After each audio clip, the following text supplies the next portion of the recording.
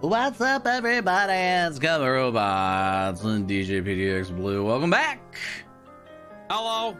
We're no longer frozen. We're no longer frozen. Yeah. We are no DJ's longer back. frozen. Although I still have the slideshow of pictures of you that we can do. Yeah, that's a little terrifying. Not gonna lie. Not gonna lie.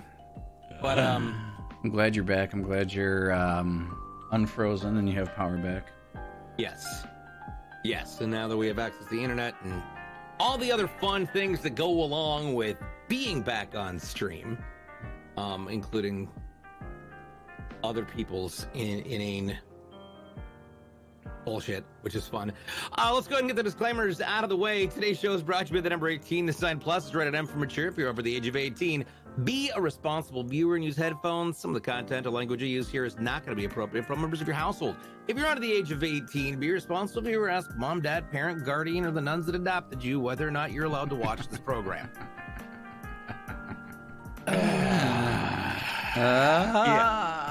They'll say no.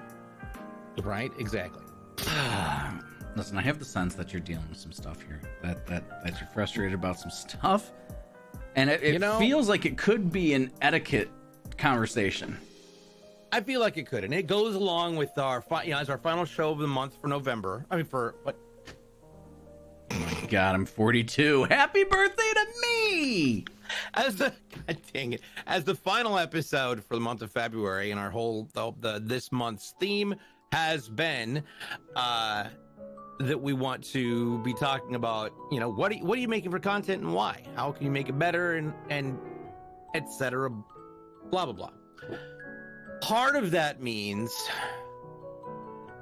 managing your brand in a way that is going to be advantageous to yourself and the companies that you work with, and not and thinking a little bit outside of your, God, how do I say this without sounding like a complete asshole? It's important when we represent ourselves on social media that we try and take a look at situations from as many sides as possible. And just because you feel like this is true, or you've bought into whatever propaganda somebody else has thrown in front of you and you've just believed it, regurgitating other people's crap is not being trendy. It's not being edgy. It's being ridiculous, and it's wasting people's time. I've muted so many people, it's not even funny, over this last, especially over this last week. Just some of the things I've just seen people saying. People were making fun of Texas for their situation, and that, like, people are freezing to death. It's not a funny situation. And while I was extremely cold and a little worried when we went through some shit here, the truth is I didn't have it nearly as bad as everybody does in Texas. Mm-hmm. And some of them are still going through that in Texas, and that's not good. It's bad. It's real bad. So when you are representing a community that identifies, there goes my dogs. How do I say this? When you're representing a community that you feel is underrepresented and doesn't have a strong enough representation in the world, the last thing you need to be doing is weighing the movement down by being as hostily toxic and uneducated when tweeting. Intolerance should not be used to fight intolerance. It just shouldn't. It's just not the way it goes. No. I don't want to call people out, but like you and I had an interaction. Well, you had an interaction with somebody that I knew that it was not going to be the wisest choice for me to have gotten involved in the conversation, so I just didn't. Yeah, you brought it to my attention, and I was like, I can't not say something. This is so ridiculous. And it's frustrating. It's real frustrating when you see these things happen. Because it's Yeah, I don't really know how else to say it. It's frustrating because it's ignorant. Yeah, it's and they're. So, go ahead. I'm sorry. I was and to put this into perspective, because I've seen this thrown around, and this person put this out there, saying that, hey, if you have the words "no politics" in your stream, how did it say? It said, it's I can pull it up. If you have no politics and your stream rules, it means you're just hiding the fact that you're racist and bigoted and right. It's, according to them, it is a way of saying that, hey, you're going to be allowing or just not addressing issues of racism, homophobia, transphobia, sexism, ageism, all the isms, all the bad things. The thing is, that's not politics. Those are called human rights. Societally important issues that are relevant to how we get along, how we evolve, and how we continue to coexist with people who may not share our vision of what the world needs to be. And so a lot of people jump in and said, look, that's not the case. No politics means no politics. I don't give a shit if you vote red or blue, and I don't want you talking about it in my chat, because honestly, it's not a place for me to have a conversation about it in my chat. My chat, my rules. It has nothing to do with that. It has nothing to do with these other issues.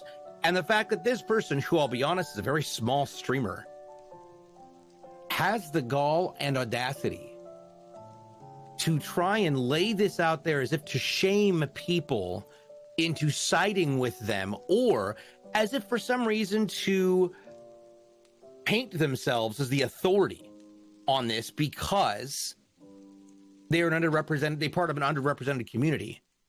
I'm sorry, but that's so unbelievably wrong. It's not even funny.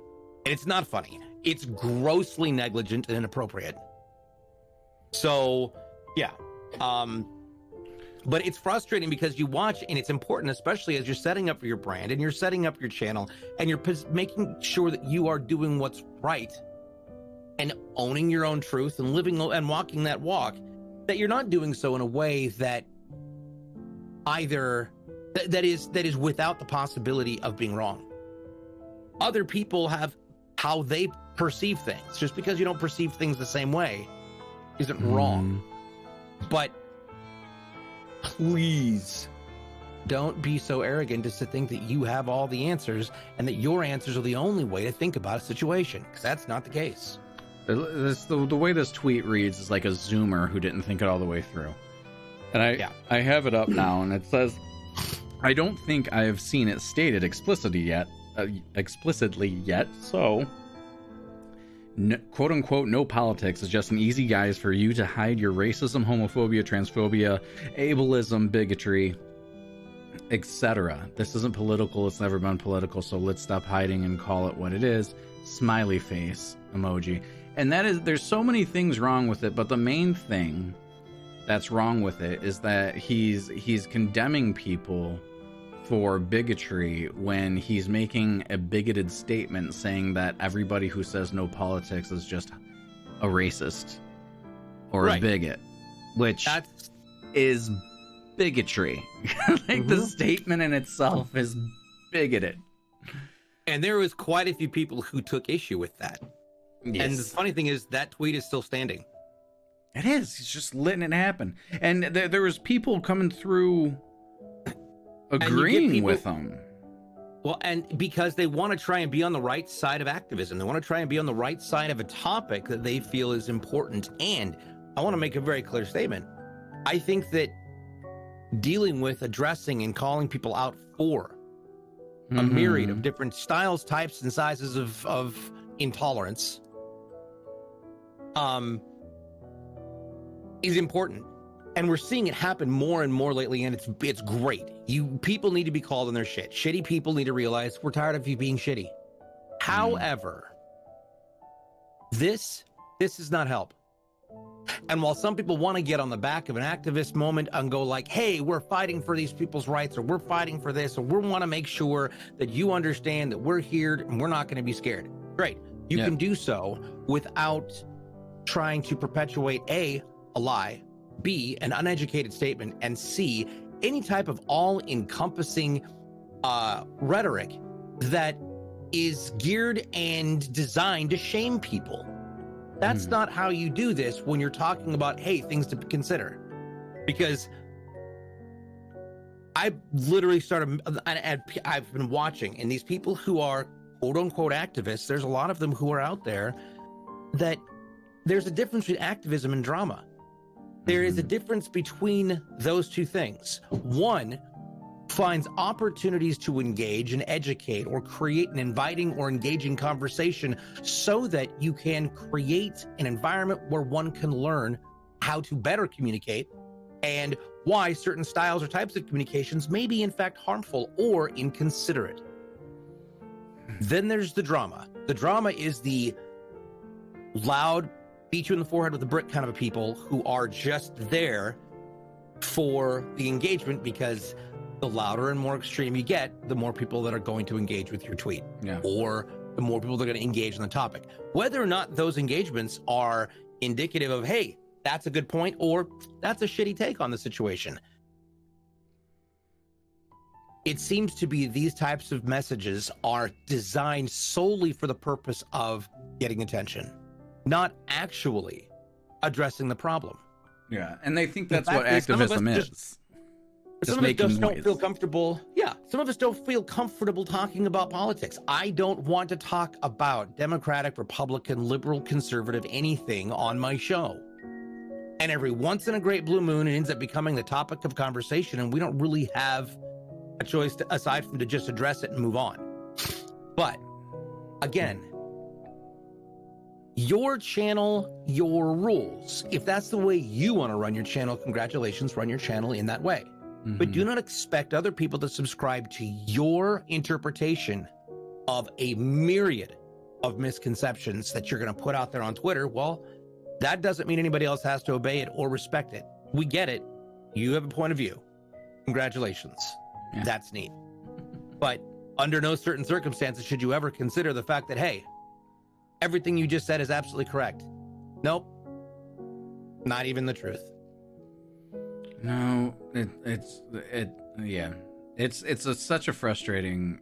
I was so angry. My original tweet, because I did respond to the person, was much nastier than the one that I ended up posting. That it was just like, what's the point? And it's even, you can see him in the replies, like feeling vindicated because people are like, yeah. But then you can also see that there's 400 and some likes and only 36 comments, which means people aren't willing to go on the record saying, yeah, you're right. Or they liked it and then they realized, oh shit, that's stupid. Like that's actually exactly the wrong thing to say. And then just didn't say anything. Well, and part of that is anytime you want to bring something up and say, hey, this means you're justifying or substantiating racist tendencies, any type of intolerant tendencies, societally speaking. Well, you can put down there that using paper towels to wipe your ass is indicative of systemic racism. It doesn't make it true. Right. It doesn't make it true. But if you say we need to be fighting systemic racism by recognizing these following behaviors are indicative of this, that, or the other thing, but it doesn't make it true. It's inflammatory, and you fail to meet the needs of, I would say, of the effort to educate or to create an engaging conversation so that you can have an open dialogue about these topics. That is important. And there's a lot of people who don't want to be intolerant or don't realize that some of their ingrained methods of communication are somewhat intolerant in and of themselves. But we have to learn how to change those behaviors. We have to be given the opportunity to be provided the information instead of lambasted, judged, and, hung out to dry simply because, oh, you misworded something. But at the same time, when you go and look through different people, there's several people that I went through and looked through their Twitters and thought, it's not even worth getting involved in the conversation. I don't like this. This is not somebody who's looking to have a conversation or to engage in a dialogue in order to help educate them on a better way to go about saying this and to understand why it is they think that politics and human rights, basic human rights, have to be hand in hand. And that sometimes no politics just means no politics. Yeah. So if you're not somebody who's making a point of engaging in those types of conversations, most likely somebody's not going to get involved in the conversation. So all the people who liked it, I don't know what to say to them. But if they're fans, or they are people like some of the replies that we saw who thought, oh, well, I've had this in here and that's not what I meant, but I'm sorry if I offended you. Mm-hmm. I like a lot of them are just I did appreciate a lot of them saying the human rights comment. Like, it's not, you're not using the right language. But yes, it is frustrating when somebody is trying to take a righteous stand and say something that'll get engagement. This is why I hate Twitter. Mm-hmm. I'm beginning to, it's beginning to get on my last nerve lately, honestly. Twitter has become useless to me. Like, it's, and I'm kind of just uninterested in it anymore. You know, I would say I would put my thoughts somewhere else, but everything else is just pictures. So I'll just say it live. I'll just say it in video or something on YouTube, or with like this picture on Instagram, saying I'm going live. Mm-hmm. I'm going live. Peace sign. I should be doing more of those. I'm not sure. I'm not sure that they work. I'm not sure that, I mean, I feel like they get way more engagement than a going live tweet and stuff like that. Although if you do a going live tweet correctly, you can get stuff. But it's just, hello, Penguin cosplay. Hello, what's up? It's just the whole idea of, it's just, social media is so stupid, and I feel like we're in a moment where it's changing again. And I don't know what to do with it. It's kind of bonkers. You know, there's another thing that's also happening that's coming and changing, which has been an interesting point of conversation with a lot of people I know. And that is the upcoming release on the 1st, or launch on the 1st of Glimish or Glimish. I'm not sure how to say it, to be honest. Mixer. There we go. Mixer 2.0 is coming, apparently, and there's a lot of people who are really excited about it, and they've got their marketing out there already and sending out t-shirts and care packages. And I'm probably going to try and stream there at some point, once or twice, to see how it is. But to be fair, to be honest, I'm a little terrified of it. No? Not in a bad way. I don't have any reason to distrust it. However, with the experience of everything that happened with Mixer, and Mixer was backed by a mega conglomerate corporation, like, and it folded like that after years of effort, thousands upon thousands of fans and viewers lost it. Yep. So Twitch has been here for how long? Almost 2 decades. You know, I mean, including Justin TV, its origins. Because even with Beam, I mean, Mixer was 5 years old. Yeah. Justin TV went away in 2013. And when did that pop up? Like 2008, like shortly after YouTube? I thought it was earlier than that. Maybe was it? Because YouTube popped up in like 2007. About this. Let's get up. I know it's there's a bunch of new streaming platforms, and there's also actually, you know what actually is Mixer 2.0? So Twitch originally launched its public beta on June 6th of 2011. Okay. So that was yeah. Justin TV. When did that come out?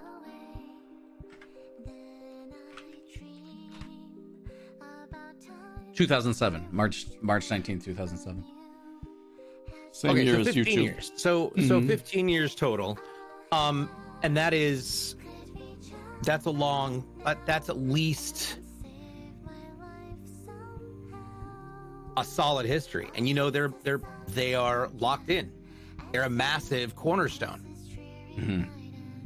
So you've got Blemish, and my concern is we don't really know who the backers are, what kind of financial throughput or verification or backbone they've got, and it'll be interesting to see how it performs. If they've got FTL down, and we don't have to deal with some of the situations here, it's like we do on Twitch. It would be interesting, and but I am not willing at this time. For me, I'm a little hesitant to subject my community to another move. That just, especially so recent after all the progress we've made here, to have to do that again, I'm not sure that that's the best idea to ensure viability. Yeah. But I see why people want to return to that sense of community, because here we're kind of lost. Mm-hmm. And there's a visibility issue, and you're a very small fish in a very large ocean. Yeah, it's, what's interesting too is little things. In the past 2 weeks, Facebook has started doing creator camp stuff, like just live workshops. And today's, I got an email for it. It was something building your brand or whatever. But they're sitting there with the Facebook marketing team and giving lessons on how to build a brand. And there's another one about just teaching you live video production fundamentals and stuff like that. Like they're truly investing in their base, which I think is really cool. It says here that Glimish came out of the shutdown of Mixer when Microsoft pulled the plug on the platform. Overnight, communities were left without a home, streamers were left without a paycheck, and technologies were left without a viable alternative to FTL. Alternative to the FTL product that Mixer offered. To us, this event was painful to watch, and we decided that the streamers deserve better. We started working on an early alpha preview immediately to prove the technology and the business we wanted to build. We hosted a charity stream within a month and raised over $3,000 powered by our platform. Since then, we've been hard at work building the remaining features and scaling requirements for the alpha launch, and that brings us to today. Granted, this journey has not been easy. Roll into the future. Blemish is the next generation of streaming platform built for the community by the community. We know to say. I know AC Pixel is involved in it, obviously, because if you go to Pixel Chat, he's want to make sure that his product was going to be supported there. So I know that that's part of to do with it, but I don't know who the back end programmers. Moderation staff, there's a lot of the logistics end that I am hoping that they have worked out. But at the flip side, there is that concern of when you don't have a partnerships program, or you don't have a baseline to ensure, or at least to manage the quality of the productions that are coming out of there. Those are the kinds of questions that I would hope somebody's able to answer. But yeah, I'm looking at I have it up on screen right now. The team. There's a lot of familiar names on there. Yeah, which is good stuff. It's really good. I'm sure it'll be a great product and everything. I don't think it'll set the world on fire, maybe, but seriously, Trovo, if you go to Trovo, they straight up have sparks and a spark meter, but they're all called something different there. I think they're called spells or something like that. Spells and embers and stuff. But it's a really great viewing experience, just like Mixer was. Yeah. And that kind of community is what we thrived upon. So I'm hoping that it goes well. That's why I made sure to reserve it. And that goes into another piece of that conversation of ensuring that you're owning your own brand. Part of that means making sure that, for example, when a new platform comes out, take the opportunity to check it out. Take the opportunity to experience it. Make sure you've got your brand reserved on the platform so that you have the opportunity and you have the ability to create more diverse and robust content across multiple different platforms. Just do a little bit of research first, because not doing research is how I wound up with a Parler profile.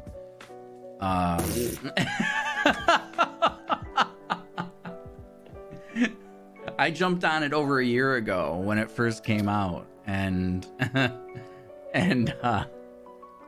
needless to say, you jumped right off. I was in the wrong crowd. I'm gonna share. Oh God! I'm gonna share my stream stuff and some content here. Oh my God! It was like bringing showing up to a party with a Jello mold and a bow tie, and everybody else is wearing swastika armbands, and you're like, I think I'm in the wrong place. I did not read the invitation. I'm so sorry. I did not. I think I'm due next door. My bad. Yeah. So, but that's pretty much all I got on that one. But I do wish them the best. I'm looking forward to the number of people that I know who are going to be who are involved and who are helping out and who are continuing to engage, and we're going to see how it goes, and I'm hoping that they find success there. Yeah, and follow us there. Yeah. But it's a little scary, especially coming off the heels of what happened. So it's one of those kind of, there's a balance to be made. There's a balance to be found. Mm-hmm. Absolutely. So, yep.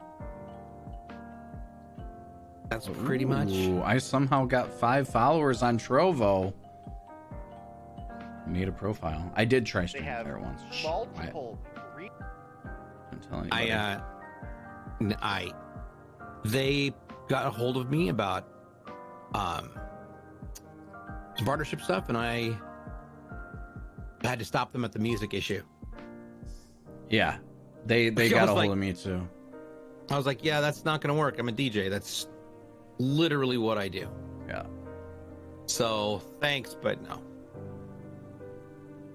Yeah, they came to me, and it's like, I'm a Twitch partner.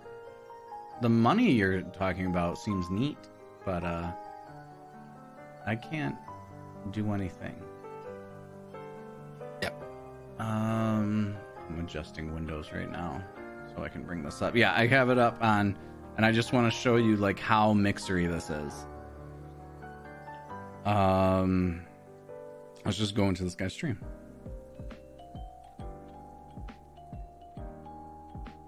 Oh, he's playing. Oh, on Trovo? Yeah. On the side, you have your little markety bits, and he's not doing the special event. So every month, it's basically like Overwatch comp, where every month is a season, and you have to qualify by getting a certain amount of engagement to be in the partnership program, and you get a certain amount of money. For doing that, up to $6,000 a month. Let me see here. Let me pull this up. You earn the in-stream currency that you're earning to do a slot machine spin to get more stuff. Interesting. And you can spend your points to boost the person to the front page. And you can see it kind of looks like an ember crystal there with a rocket. Ends in 4 days. Yeah, you can cast a spell to boost them to the front page. Interesting. Yeah, they have it's very well thought out, and then there's magic chat. You can change the way chat looks for everybody by spending points. and anything that you do, like effects and stuff, go across the chat and everything. Like, see, that's cute. Those were fun things that I loved about Mixer. But yeah, again, that's everything is different, and every platform's got their own unique thing. That's so. I think it'll be interesting to see how this rolls out. But yeah, and the more you share somebody's stream, the more little gems you earn, and you use them for something. They have the engagement piece down, I think. Like getting people to engage with the streams and stuff. It's interesting. Nice. Well, it's awesome. Yeah.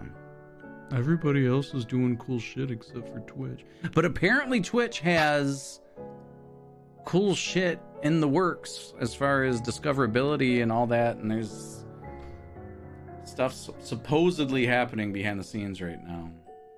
We'll see. Interesting. We'll see. Apparently that's their big focus is discoverability and faking an algorithm, because I would imagine it would be a little bit difficult to add one in. Yeah. So, with regards to things we're going to scream about this week, we're kind of,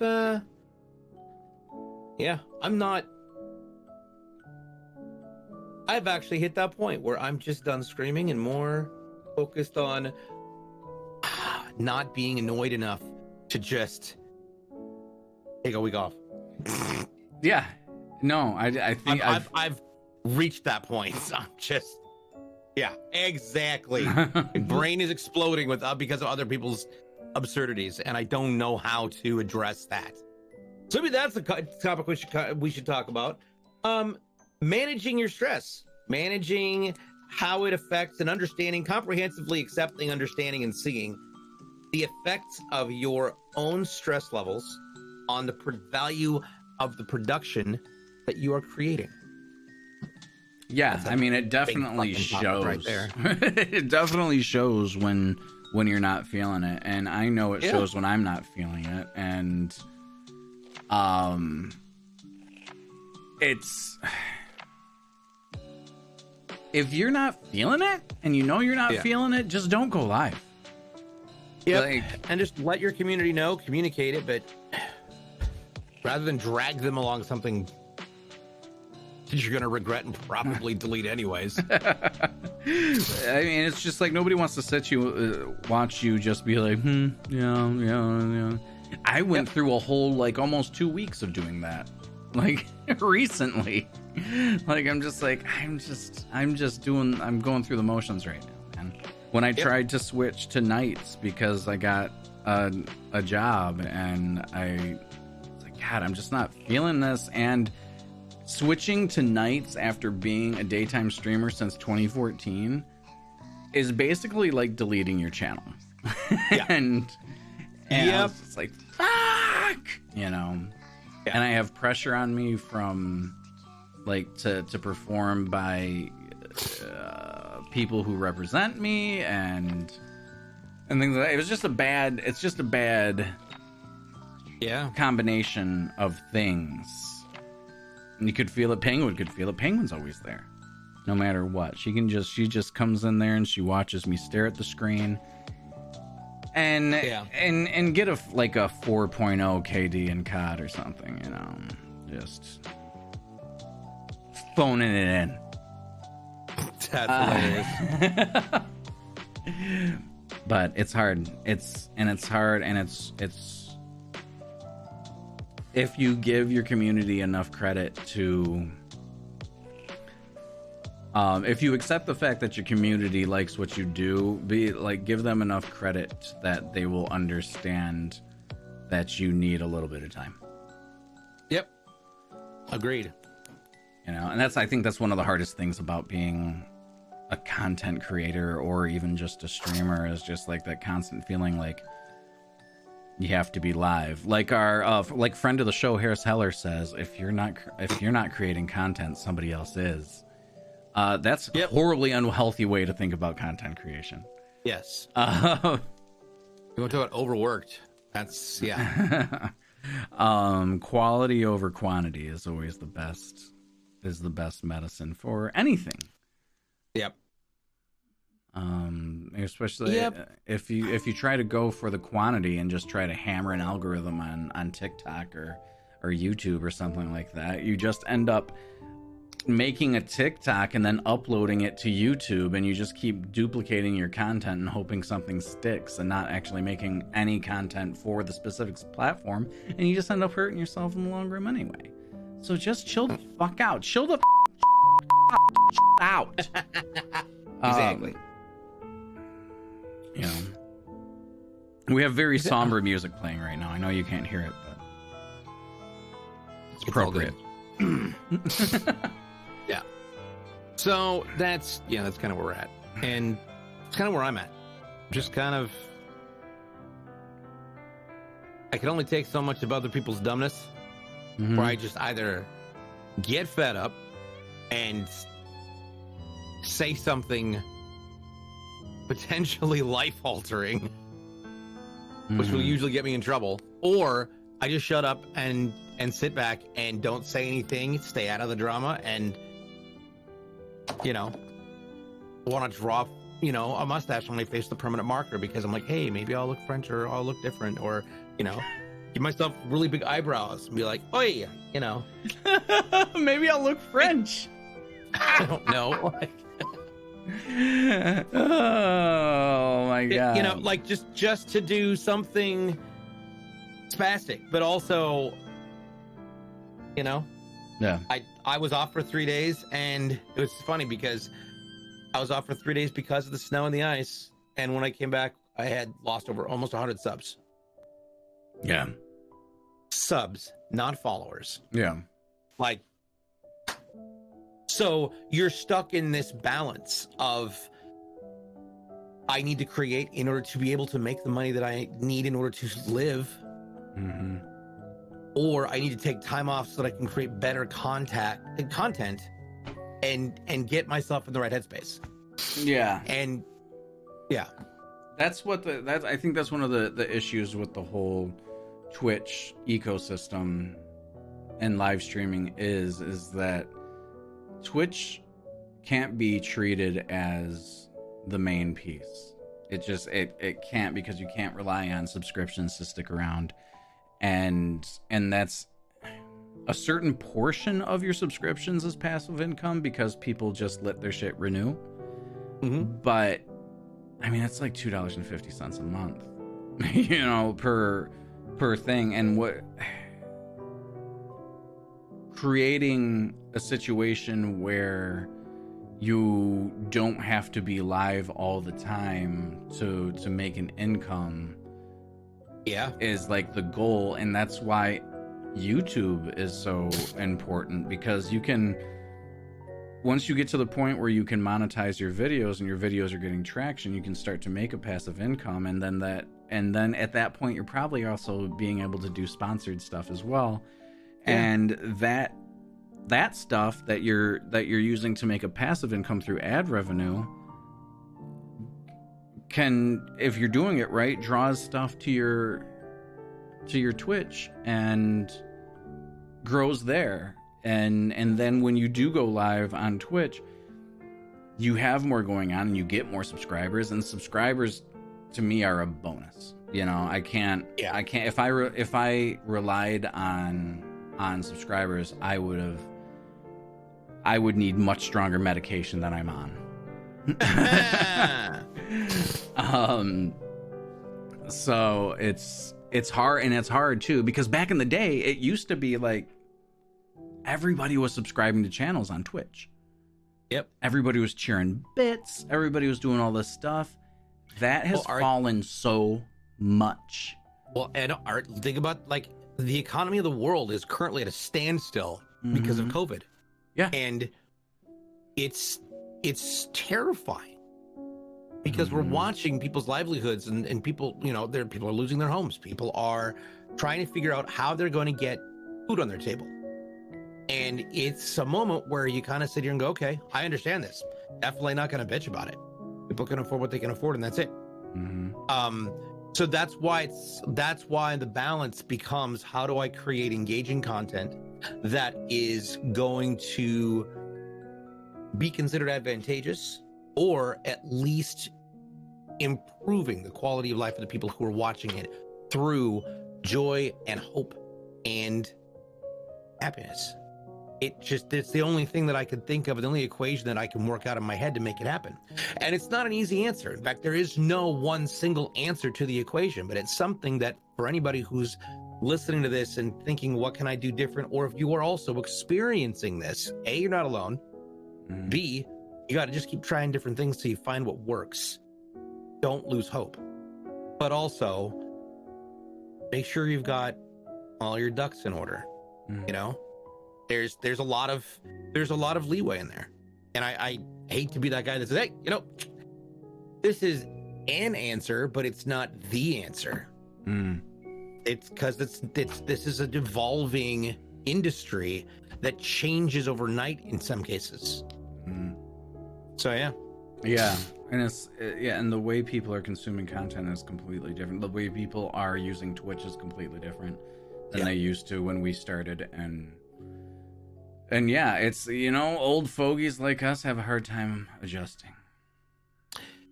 Yeah. Well, I mean, I don't understand your kids and your Pac-Man video games. Your loud rock and roll music on my lawn. And your MP3s. Right. Is that a BMW? What? So, yeah. Not to speak for you, not saying that you're having a hard time adjusting or whatever, but it's the burnout. Yeah. I feel more susceptible to burnout now than I ever have before. Is This is... That is the worst filter ever and should never be used again. This is... What do you mean? Jesus. What do you mean? Oh, my God. Get off my lawn. What are you doing, step bro? That was inappropriate. Oh my God. There we go. There's the appropriateness. And that's my weekly you audio listeners, because you're missing gold. Yeah. So, and that's pretty much all I got for today. Yeah, I mean, speaking of burnout, we're gonna end it there. Here we go. I think that's it's appropriate to just hit us with a fuck this shit, I'm out. Bingo. Fuck this shit, I'm out. No thanks, don't mind me. I'm a all right, There you go. DCA. Let's try and not get one of those. Or let's do it. It's not our channel. Yeah. We love you all, and take care of yourselves, and we're gonna go take care of ourselves. Yes. And Yes, we are. And we think you're awesome to your face. And we may or may not see you next week. I'm moving this weekend. Oh yeah. So we may next week may not. I'm supposed. We'll keep you all updated. Yeah. Yeah. We'll keep you all updated. Follow the Make sure you hashtag. follow us on our Twitters. That fucking feel it. The hashtag. God damn it! I can't think of it because I want to say all these things about bigotry. Right. Follow. Just don't say. Yeah. Flynn. Hashtag gluten is racist. There you go. Yeah. There you go. If you say no gluten in your stream, it's your way of hiding your bigotry racism. Yeah. Oh, you're gluten free, just like you're First Amendment free. Yeah, right. There you go. God's sake. Okay, bye. Bye.